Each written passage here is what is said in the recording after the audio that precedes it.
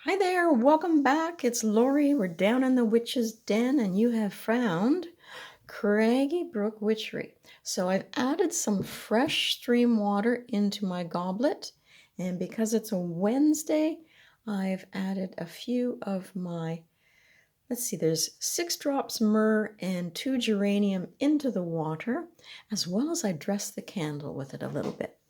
Now, this is quite a fun deck. I find it very magical. It's got some glam to it. It is a Scarabeo, and mine is a 2005, I guess, edition. And you can see there the people involved with the artist bringing it to fruition. This is the back. You're going to get a book inside here with various languages, but I think we get about 49 pages. This is the little book. As you can see, there's the backs, really nice. It would have been also nice if they'd put this image on the back of those cards. That would have been fabulous. But they didn't. So we're going to skip through the cards, and then there is a spread I want to do from the book with just the 4 cards and one in the middle. And I'm going to put it out there that the 1 card in the middle is for somebody special out there who's watching, and we'll read the information and see if it's helpful to someone. And if it is, just chime in and say, that was wonderful, it worked for me. So we've got the box we've explained. The cards are a pretty good stock, and they are oracle size. So this is the first card that we're going to be looking at. And I'm going to keep the book with me so that we can go through and look at them. So I say athame, and it is a ceremonial blade used in ritual and magical workings. And this will also represent the east on our altar. Or in the 4-card spread we're doing, it will be positioned in the east. It is not a weapon, and it is generally not used for mundane purposes such as cutting food. Rather, its purpose is to represent the qualities of clarity. And it goes on for the direction of east and air. Okay, so when you would receive this card, it's saying there's fresh winds blowing. There's an awareness going through your mind. It's time to cut away what no longer serves you and open to new ideas, and not to be fearful, to stand for what you believe and what you want. And I hope you can see that, but let's zoom in because it is quite glittery and fun. There you go. So this is the athame. Now, if it does come up reversed, because she does reversals, it might be suggesting that you're feeling a little defensive. Okay. So let's go on to the next one. Now there we have the pentacle. And aren't they just gorgeous? I like the little bit of glam that we're getting there. So this one is your pentacle, the 5-pointed star, surrounded by a circle, representing unity and all 4 elements with spirit. So if you were to get this one, it talks about the possibility of an opportunity to manifest something you desire. And we're going to use that in our little spread. There is our cup that runneth over, our chalice, the symbol of blessings. And there is number 4, our wand, to connect us with our magic and our creativity. So that gives you a taste of some of the writing in there and the 4 main cards that you can use on the altar. Now you could use them separately. If you were just doing some creative work, you might want to just focus on this card. All right, so now we're getting into the other cards. So this number 5 in the book says it talks about goodness. It has a little bit of the feeling of the Empress, but she's also been harvesting, and she's got quite a cornucopia there.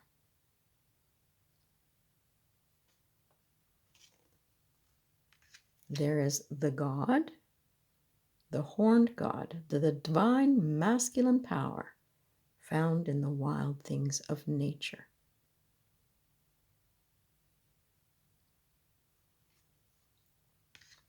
This one was interesting, but it was also to be a card you could use for Imbolc, February 1st, the Celtic Cross Quarter and Holy Day, representing the first signs of spring.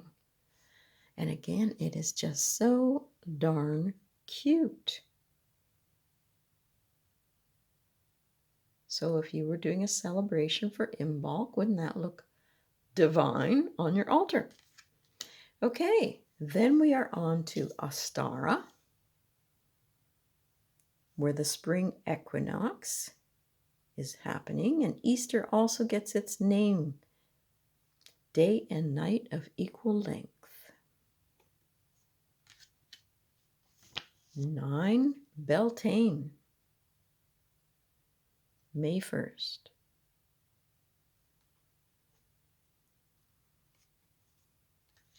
10, Letha, Midsummer.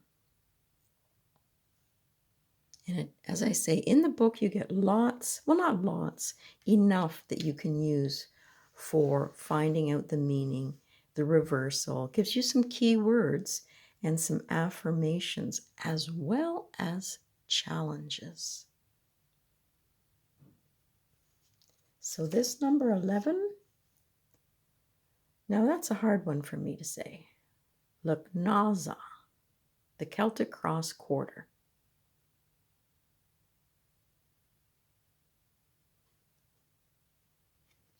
Mabon, autumn equinox. And that's where I saw in card number 5. So if you were doing some magic, these might go very well together.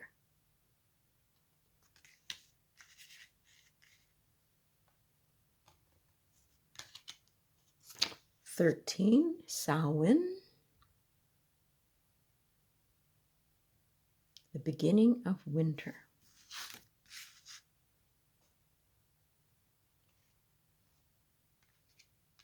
This would be our Yule, the longest night and the shortest day.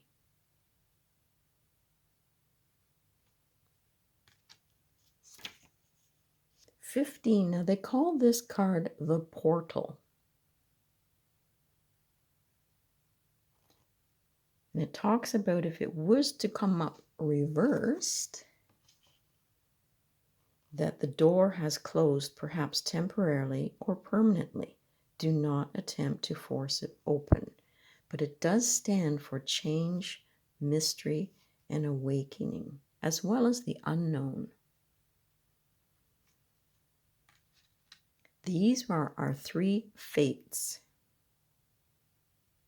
measure, cut, and the thread of life.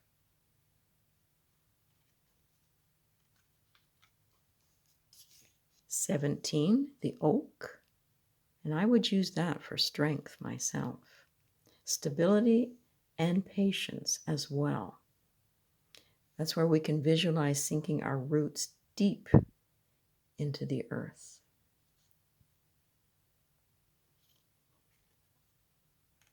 This is the standing stone, and it almost looks like a woman cross-legged sitting there. It has an awful lot of beautiful glitter in the center there. And this one is for wisdom, time, solidity, where you can attune to the elemental forces and balance. And there's some cute factor there. That's the familiar.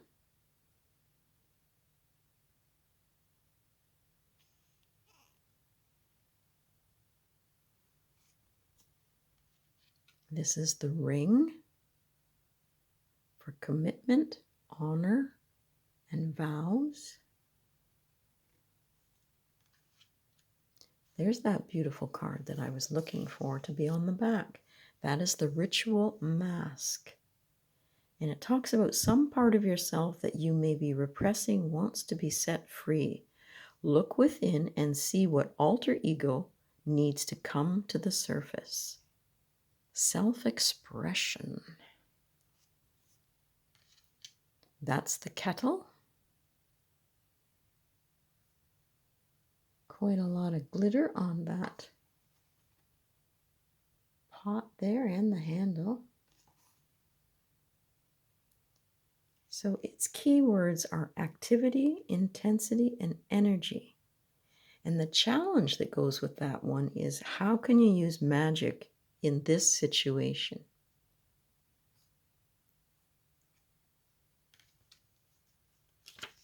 That's our raven, the sacred bird of death and endings, and it brings the message of time passing. So the challenge for that one is, how has sorrow served you? The butterfly. What's the most wondrous experience you know? Or I would say, how have things transformed you?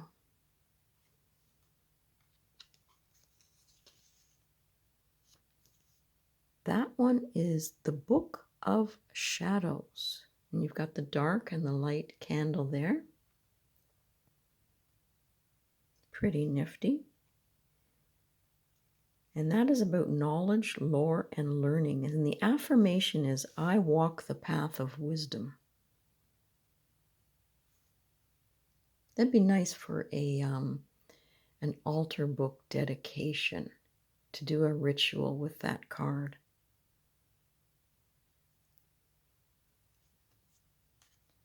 The mandrake. How do you replenish yourself in nature?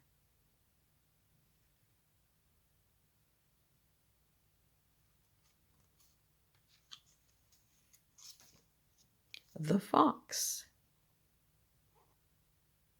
Where possibly are your ethics in question? But it also speaks of cunning, cleverness, and that survival skill. That one's neat. Okay, so you can see them down here. It's called the wee folk. I'll bring that forward so you can see them there, the base of the tree. And in the tree. Okay, the wee folk. These are the helpers willing to pitch in and give you the assistance you need, whether it be for yourself, community. And the affirmation, if I can speak right, the affirmation says, I give thanks for helpful friends. I would say, and beings too. Now there is our broom.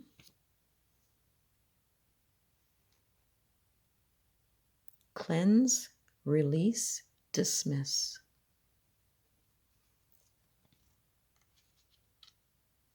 This one's sort of a sad card, but reflective. It's called the Pool of Moonlight. This is not the time for action, but rather for contemplation. Think things through. Solitude right now is important. Tuning out the influence of others so you can search your own soul. 31. Chariot of Fire. Maybe you need to move a little quicker, it says. Where in your life are you moving too slowly? 32. The Mare. Nurturing, nourishment, and protection. What part of you aches to be loved? And the last one is the harp. And this one is apparently about pursuing your personal excellence. That's kind of neat. So I'm going to pause again, and then I'm going to find that section in the book, and we'll do that little 4-card layout with the one in the middle for some special person out there who needs a little lift. Okay, we're back. I hope you can see that. I have been shuffling the cards. I want to put down some stones. Now, this is a mixture of quartz, tigerite, jade, and peridot, as well as some goldstone. So I'm just going to put a smattering for some magic around the cards. I have been shuffling the cards with the intent of having a wonderful bit of information, maybe an affirmation or a challenge for someone out there who finds this video. So let's go ahead and pick the card. They didn't really fan out, so we'll help those along. And I'm picking this one over here. So that is, it came up upside down, so I'm going to go with that one. So that is the 6. And we'll go back to the book and see what it wants to tell us. So again, for that person out there that needs a little bit of help, let's just say that this is Beltane card. This is number 9, and it should be going this way. And we got it reversed. So we're putting that back down there. All right. Now, Beltane normally falls May 1st, but we're using the Magick now. Now, it's talking about when we use the maypole, it's to surrender to the delights of love, sensuality, and joy. And hawthorn blossoms bedeck the queen, who represents the goddess on earth. She unites in love with the god to bring summer's abundance, faithfulness to the world. Okay, so the meaning. The ecstasy of passion and union cannot be denied, but this is in reverse. So you may be feeling separated from your sensuality, perhaps from negative experiences in the past. Try to find gentle ways to heal old wounds. And a key word for this card is usually celebration, passion, and sexuality. But we're challenged by this card when it's upside down. So it's, how do you feed your senses? How do you awaken that sensuality, that want for celebration and passion? Maybe there's something that you've been working on that you are passionate about, and it's just not happening for you. Maybe you're going against the flow right now. So the challenge is, how do you feed those senses? How do you bring that energy back again? Maybe if we look at it from the upright meaning to get a little bit more, can you listen to what your heart is saying and just give yourself completely to it? Whether it's another person, a project, or an adventure. But yet there's a challenge there. So you really have to think it through. How do I find my passion again? How do I give myself to this situation when I'm just not feeling it? So maybe you need to step back a little bit, take some time, figure out where you want to be, who you want to be with, what aids your passion, and really takes you on that adventure. Life should be an adventure. Life should be firing you up. And I think your creativity is blocked here. So for that person out there, I guess step back for a little bit. Readdress what things in life turn you on, what cranks you up, what fires you each day. Because there's nothing better than when your feet hit the floor in the morning, that you know exactly what you want and where you're going. So I guess it's meditation time. It's take a walk in nature. Find that passion again. Light a candle. Take a bath with some essential oils. It's just a difficult one. When I've had a reading once before when all my wands were upside down, and it just baffled the reader. Well, there are moments in time when we are physically feeling blocked, and trying to get back to that passion again is important. So I'll leave that there, and if that talks to anyone, let me know. And I'd like to know how you're working through it, how you're searching out what drives you, what excites you, and bringing it back. And if it has been something that you've put on the back burner for a bit, is it time?